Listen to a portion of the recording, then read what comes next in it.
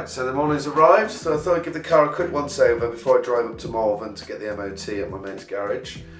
A garage called RPM, there's an old friend called Paul. He said he'd happily do it for me on the way. So as you can see, I gave the car a quick clean over. It was raining and I was expected to rain as well, so I knew I'd have to give it another wash down once I got to the arena at the NEC. But there you are, it's not looking too bad there.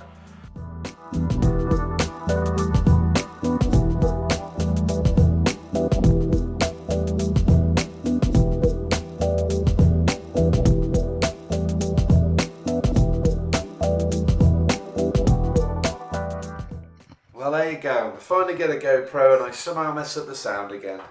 The good news is that I'm going to be purchasing a GoPro Hero 8 because I plan on doing a lot more vlogging. So hopefully we'll have a lot more improved footage and some sound that actually works for a change, but never mind. What I'm mentioning here is that I didn't hear back off Creative Vinyl with regard to the rest of the vinyl stickers to complete the look of the car, which is not a problem. I can fit them at a later date. I then go on to talk about what cars I'm excited to see at the show. There was a GT40 which you can see in these images that was there last year, and I'd really like to speak to the owner and ask about sitting in there. There's also loads of different rally cars there. I'm hoping to see a good selection again, which is some of my favourite motors.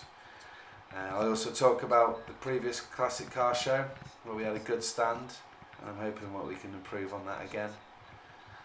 And finally, I also mentioned that I've brought my spare set of Alcon calipers with me, and Simon and Alan have also taken the sets with them.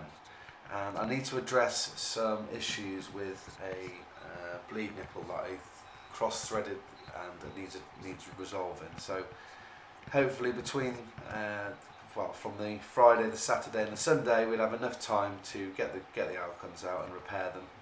And from what it sounds like to me is that we'll be using a helicoil kit to resolve that issue, and hopefully we can not just fix my spare set, but also have a look at the other lads' sets that they've also taken with them for similar issues that needs fixing.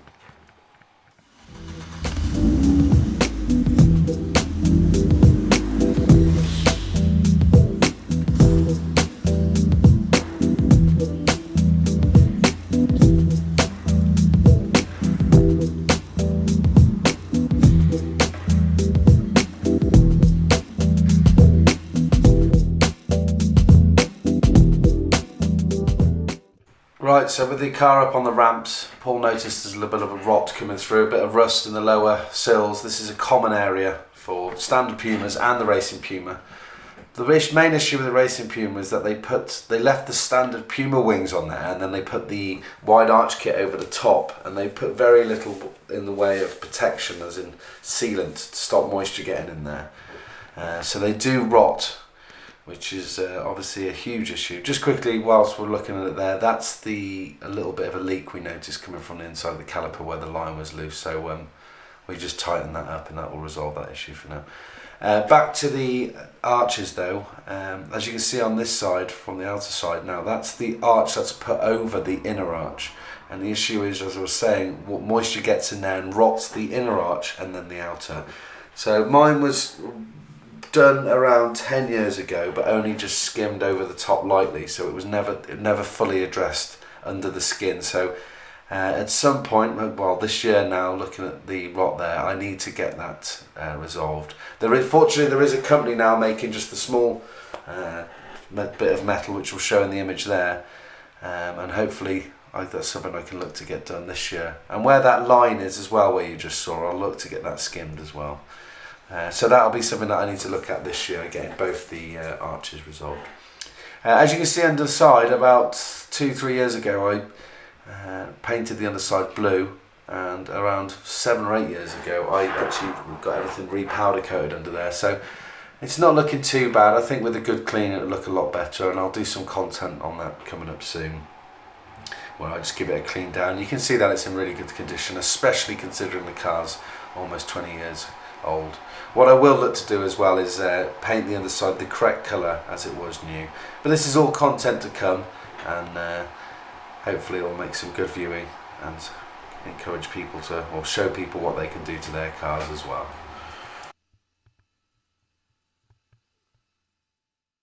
Okay, so next up, Paul's just bracing the car up in the air, which lifts the front wheels up off the ground. And then from here, it's easy for him to turn the wheels and check for making sure the wheel bearings are in good order, and just have an overall inspection of the arches and everything else to make sure everything's tight and safe, which is what basically the MOT is for, to ensure that the safety of the vehicle and make sure everything is in order. Also, what you'll see coming up is I've noticed that the front braided brake lines that go into the calipers, they should have like a swivel point on them, but they've begun to seize up. So what I need to look to do is replace the front braided lines. Simon, a forum member, and someone I'll be meeting at the show, NEC show later, has a spare set, that he can sell to me. So what Paul advised me to do, because the joint, as you'll see in a minute, is quite rotten, where the existing brake line joins into the braided line, it's probably been in there 20 years. So what he recommended to do is fill it up full of WD-40 over the next couple of days to soften it up. And then from there, that should hopefully mean when I undo that bolt, or the nut should I say, that it doesn't shear off the brake line. So what I'll do is I'll keep topping up the fluid in there, ready for when I get the replacement ones to go on there.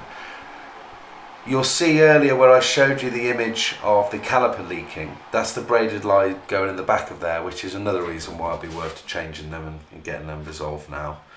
And the rest of the footage, as I said a minute ago, you can see Paul just checking, making sure everything is ordered, checking the condition of the spring, as well as in a few seconds he'll be checking the wheel bearing.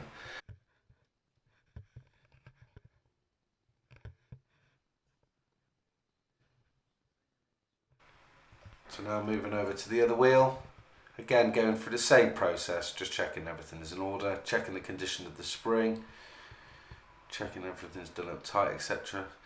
At this point I used a wire brush as well, just to scrape off any crap or crud that was round the nut on this side.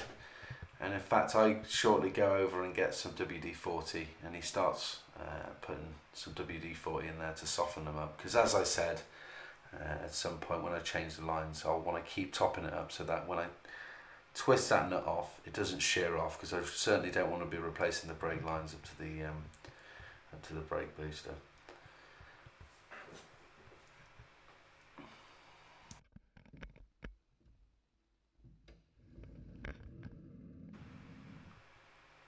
So we can have a look at the other sill this time, and the other sill stroke arch. You can see, well you might be able to in a second, that there's a slight bit of bubbling appearing on this side. It doesn't look as bad as the other in terms of, it feels pretty solid, but there's definitely rock coming through. So I will, there you go, there's the patch I was talking about. It's nowhere near as bad as the other side, but as you can see, the seams definitely needs work, and it's something that will need to be addressed very soon.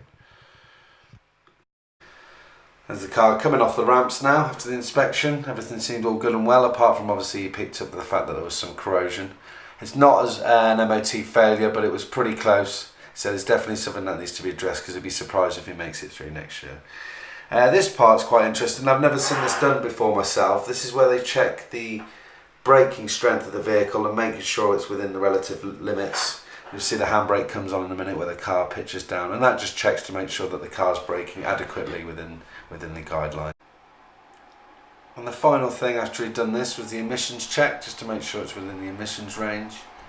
And after that, he rolled the car out and filled in the documentation to confirm that, he did a little road test, should I say, as well, and then after that he confirmed that the car had passed the MOT.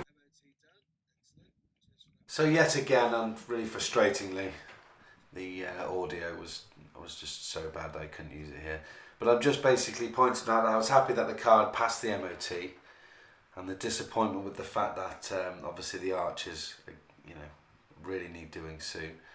So I just explained that'll be some good content to come, and what I can look to do is cut out the old arches myself and do as much work as I can, and then obviously purchase these replacement panels, and then pay a fabricator to actually fit them, and then obviously take it to get sprayed, which is the price is starting mounting up. But again, as I also mentioned in the video here, it's more content to give you, It's something that needs doing anyway, and it'd be great to bring the car up to speed, along with doing all the refresh of the other side of the car, as well as detailing the paint and saving up to get the car looking great. So yeah. So anyway, as I say, I've now left RPM where Paul did the MOT for me, so happy with that, and heading up to the NEC.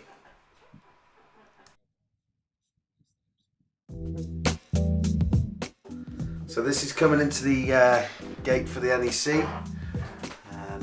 Ford Racing Pumas are actually in Hall 8 this year. As you can see, I'm coming up to Hall 8 now. I actually missed it slightly there, but yeah, just showing my pass. And I was shown over to where the other cars were.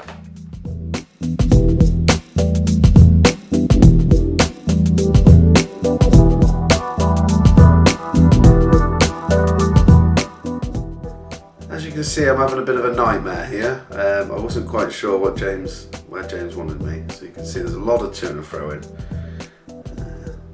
However, eventually we finally got it into position. So at this point, I think it was about 6 o'clock, so we had a few more little bits that we could do. I gave the car a quick rinse, quick wash, and then we put the covers on, and we made way back to the hotel because we knew we had an early start in the morning at 7 AM.